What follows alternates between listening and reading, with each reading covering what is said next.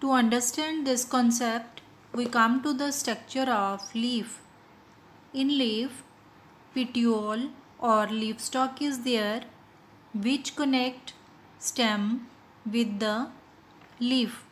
It conducts water, minerals and food between stem and leaf. Lamina. Lamina is the widest part of the leaf which receives carbon dioxide, sunlight and water during photosynthesis reaction to make food. The central thick line of leaf is midrib and associated thin lines are vein. They make the vascular system of the leaf. The vascular system conducts water, minerals and food in the leaf. Tip and midrib are there in the leaf. Leaf is characterized by green color, thickness and its flatness. Leaf is lateral appendages of stem with limited growth, means it get arise from the side of stem and it has limited growth. Leaf are important vegetative organ and concerned with physiological processes like photosynthesis, means to make food, and transpiration, means evaporation of water. On the basis of mesophyll, leaves are of two types, dorsiventral leaf and isobilateral leaf. First we come to dorsiventral leaf. In dorsiventral leaf, there are two types of surfaces, dorsal and ventral. When we look at the leaf, the two surfaces of the leaf are different in color. Upper surface is darker than the lower surface. Mesophyll is differentiated into palisade parenchyma and spongy parenchyma. Example is dicotyledons like gram, peas and sunflower. Second is isobilateral leaf. Iso means same, bi means two. The two surfaces of the leaf are same. To look at the leaf, the color of the leaf from upper side and lower side is same. Mesophyll is not differentiated. Example is monocot, maize, rice, wheat, etc. Now we come to histology of dicot. In histology of dicot, there are cuticle, upper epidermis, palisade parenchyma, spongy parenchyma, xylem, phloem in vascular bundle, stomata and lower epidermis. We will discuss these layers one by one. First, upper epidermis. It is single layered, having parenchymatous cells which are cutinized and possess a thick cuticle on the outer surface of upper epidermis. It is also known as adaxial surface. Stomata are absent in this layer. Cuticle is a non-cellular waxy substance. This layer protects the leaf from injury, controls gaseous exchange and water loss. It is present in all the exposed part of the plant. Then we come to second layer, that is mesophyll.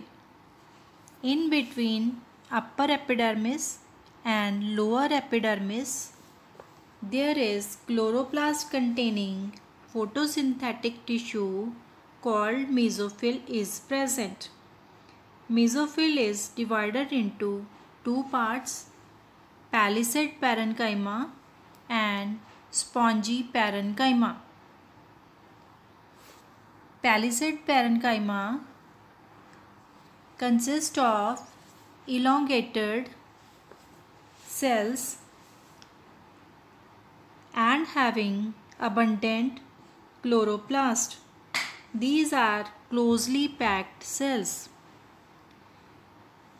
Below palisade parenchyma, spongy parenchyma is present and consists of loosely arranged, irregularly shaped cells with large intercellular space in between them.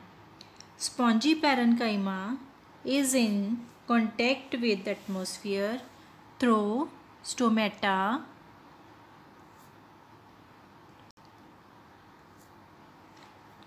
This is spongy parenchyma and this is palisade parenchyma. Next we come to vascular bundle. This is all vascular bundle. There are many vascular bundles. Each is surrounded by a thin layer of parenchymatous cells called bundle sheath. Each vascular bundle has xylem towards upper epidermis and phloem towards lower epidermis. Vascular bundle is cojoined, collateral and closed type. That means xylem and phloem lie on the same radius and there is no cambium which is responsible for secondary growth. In xylem, there are tracheids, vessels and xylem parenchyma cells and a few xylem fibers. In phloem, sieve tubes, companion cells and phloem parenchyma are present. Phloem fiber are absent. Then there is lower epidermis. Lower epidermis is also single layered, composed of parenchymatous cells. Stomata are present in large number in this layer as compared to upper epidermis. The guard cells of stomata in lower epidermis of dicot leaf are kidney shaped. Lower epidermis is also known as a baxial surface, which is specialized for gaseous exchange. As we did in upper epidermis, that is known as a baxial, a daxial surface, and lower epidermis is known as a baxial surface.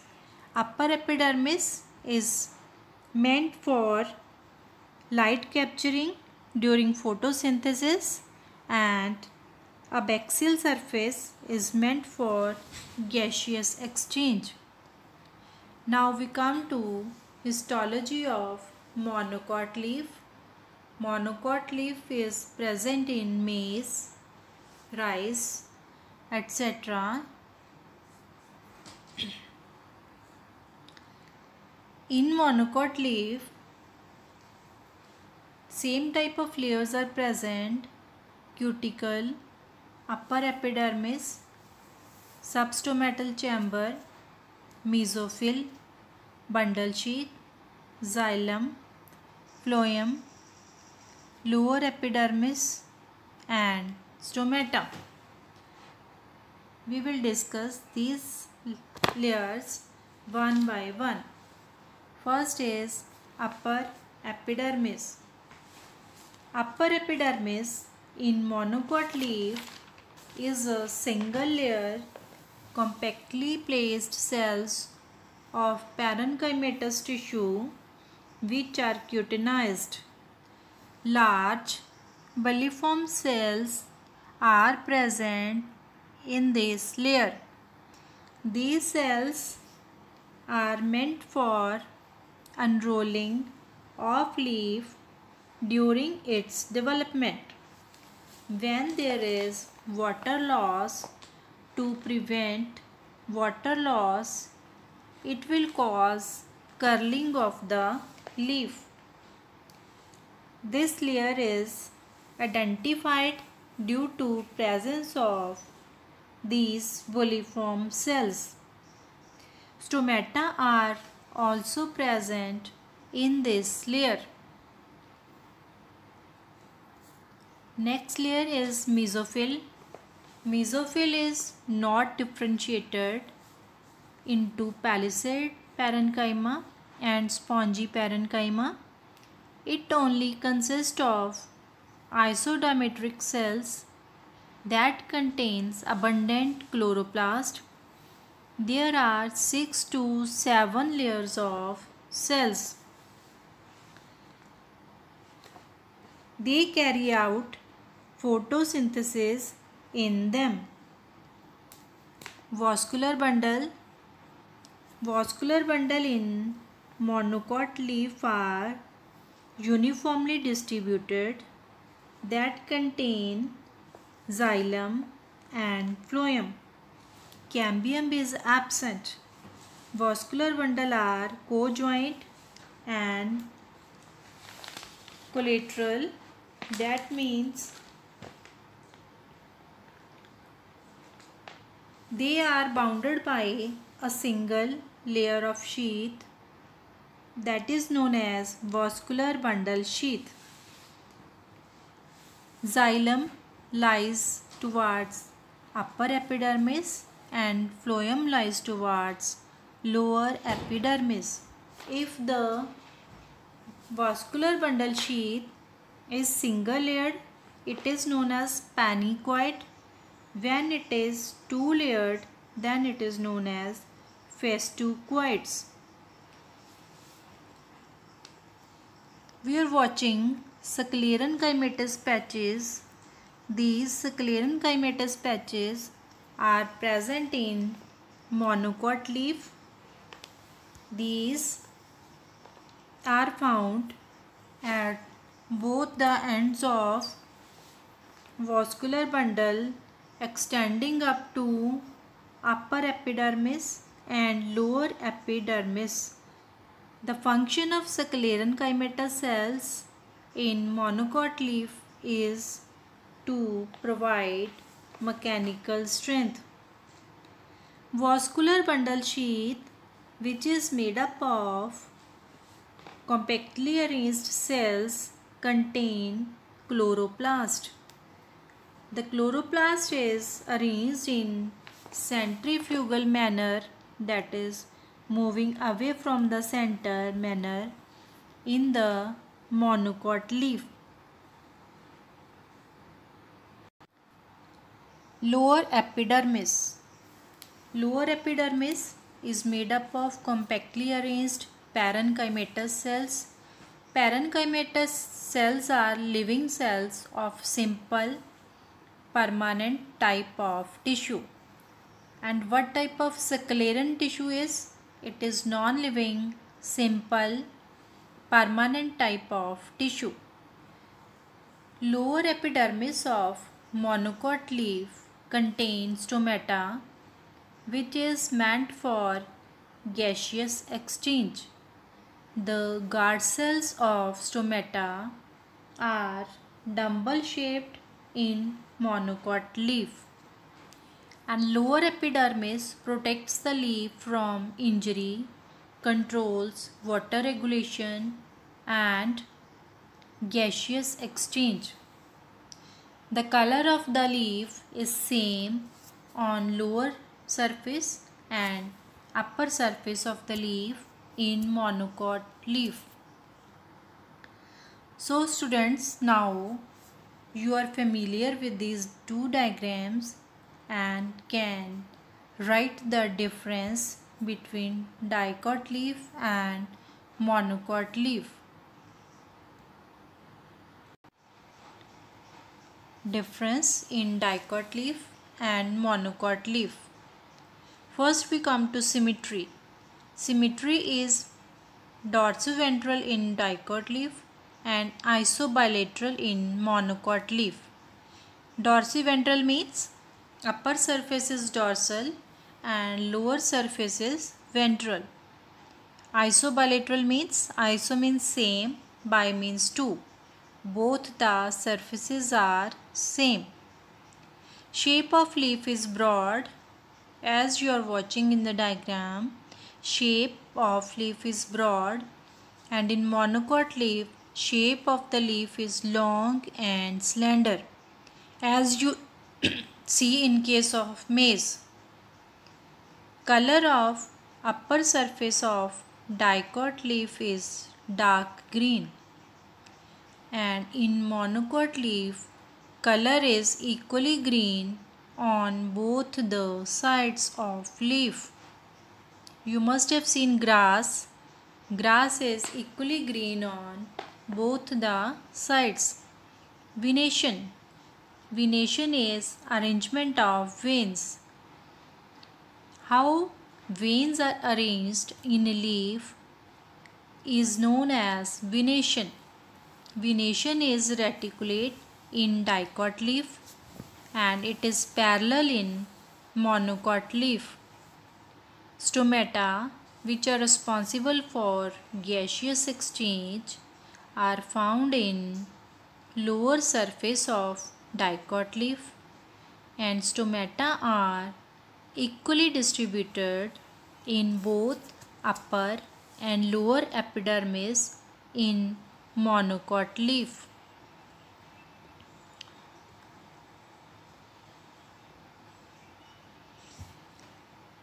Stomata are arranged randomly in dicot leaf and stomata are arranged in parallel rows in monocot leaf.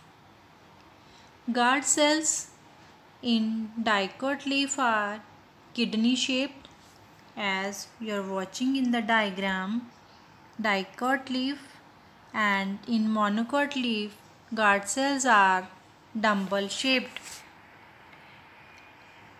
Mesophyll is differentiated into two parts in dicot leaf, that is spongy parenchyma and palisade parenchyma. In monocot leaf, mesophyll is not differentiated. Bundle sheath in dicot leaf is single layered and bundle sheath in monocot leaf may be single layered or two layered. When it is single layered, it is known as panicoid, and when it is two layered, it is known as festucoid. Bundle sheath is colorless in dicot leaf. In monocot leaf, bundle sheath is colored. Extension of bundle sheath is parenchymatous, means living, simple, permanent tissue in dicot leaf, and both parenchymatous and sclerenchymatous in monocot leaf. There are large intercellular spaces in dicot leaf and small spaces in monocot leaf.